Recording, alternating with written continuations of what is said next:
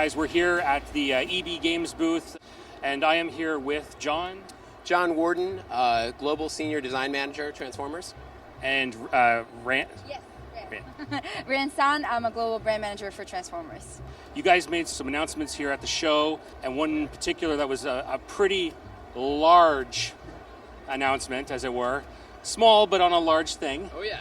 And, of course, that is the Unicron. So Unicron's been live on HasbroPulse.com. Yep. And we're excited to be able to bring a big Transformer like this to life.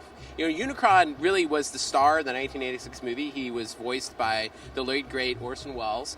And for a lot of fans, this is one of those things that they never thought could happen. It's a huge Transformer. He actually weighs in at almost 20 pounds. He's 19 pounds. So the toy, bringing this guy to life and using a platform like HasLab really allows us to listen to the fans and then bring something like this that was once thought to be impossible. You know, a 20-pound Transformer, 27 inches tall. These are the largest Transformers that we've ever created. It is a dream come true for all of us. It's incredible. But then you showed the slide that the head comes off and the battle damage face comes off. Yeah, that's really our exciting reveal is that we talked about how that scene in the movie where his head comes off, he rips himself apart because of the power of the Matrix did of the movie.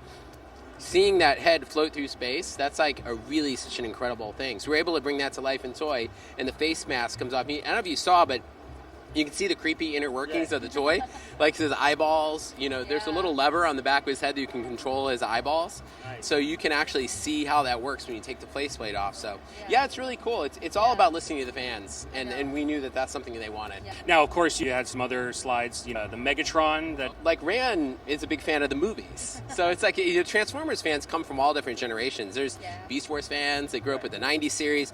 So being able to bring somebody like Megatron to life is really cool. Because for a lot of fans, that was like their Transformers. Exactly. They remember, you know, Sam and Optimus Prime and the bravery of Bumblebee. And that version of Megatron is just so sinister. And we're excited to be able to bring that scaled, accurate version to life. Absolutely. We always joke like John is the G1 version of Transformers and I'm the Bayverse because that's how our introduction for Transformers were.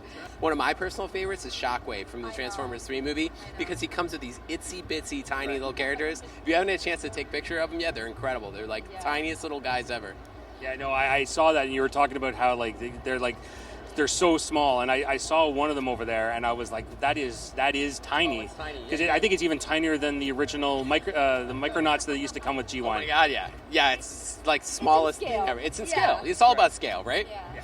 It's funny because people love the Studio Series line, and they're always like, Hasbro, when are you going to bring, Soundwave out, Shockwave out? And I'm just thinking here, like, we got them in our sleeves. Right. And it's so happy, we're so happy to be able to finally reveal them in these kind of conventions and see our fans' reaction, like, right in front of us, be like, oh my God, they finally did it.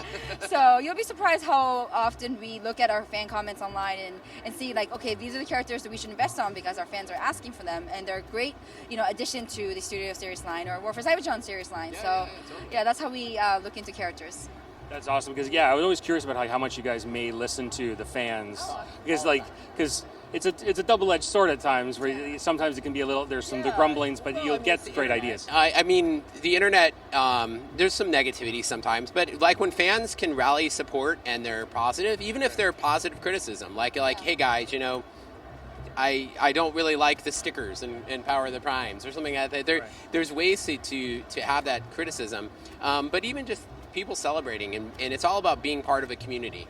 When you come together with a hobby like Transformers, it's really a great thing, like you said, spans generations, and then be able to come in person to a place like Fan Expo. It's really, really cool to be able to just, talk to people. Hey, I grew up with this character, and now to see him again, I'm really thankful you did it. Right. Or you hear like, hey, what's up with Star Saber or whoever, like somebody's cult favorite. Like, you hear enough people say it, absolutely. It's going to get on our line plan someday.